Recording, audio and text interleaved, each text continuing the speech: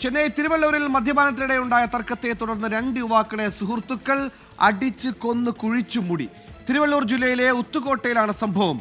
ആകാശ്, ജാനകിരാമൻ എന്നിവരാണ് കൊല്ലപ്പെട്ടത്. 3 സുഹൃത്തുക്കൾ പിടിയിലായി.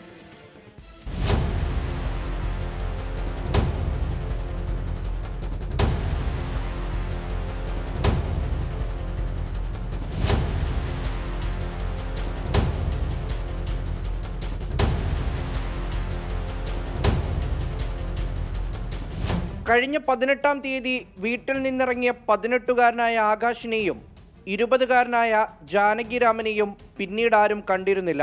3 ദിവസം കഴിഞ്ഞിട്ടും ഇരുവരും വീട്ടിലെത്താത്തതിനെ തുടർന്ന് വീട്ടുകാർ ഉത്തുകോട്ടൈ പോലീസിൽ പരാതി നൽകി. പോലീസ് നടത്തിയ അന്വേഷണം ചെന്നെത്തി നിന്നത് സുഹൃത്തുക്കളിൽ. ഇരുവരുമായി അടുപ്പമുള്ള കമലേഷ്, മണി, നളംപാണ്ഡ്യൻ എന്നിവരെ ചോദ്യം ചെയ്തു.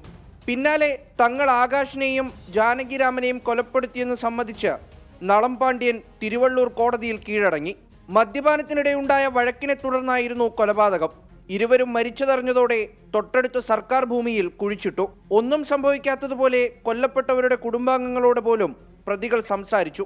റവന്യൂ വകുപ്പ് അധികൃതരുടെ സാന്നിധ്യത്തിൽ പോലീസ് ഇരുവരുടെയും മൃതദേഹം പുറത്തെടുത്ത് പോസ്റ്റ്മോർട്ടത്തിന് അയച്ചു. പ്രതികളെ കോടതിയിൽ ഹാജരാക്കി റിമാൻഡ് ചെയ്തിട്ടുണ്ട്. 24 ചെന്നൈ.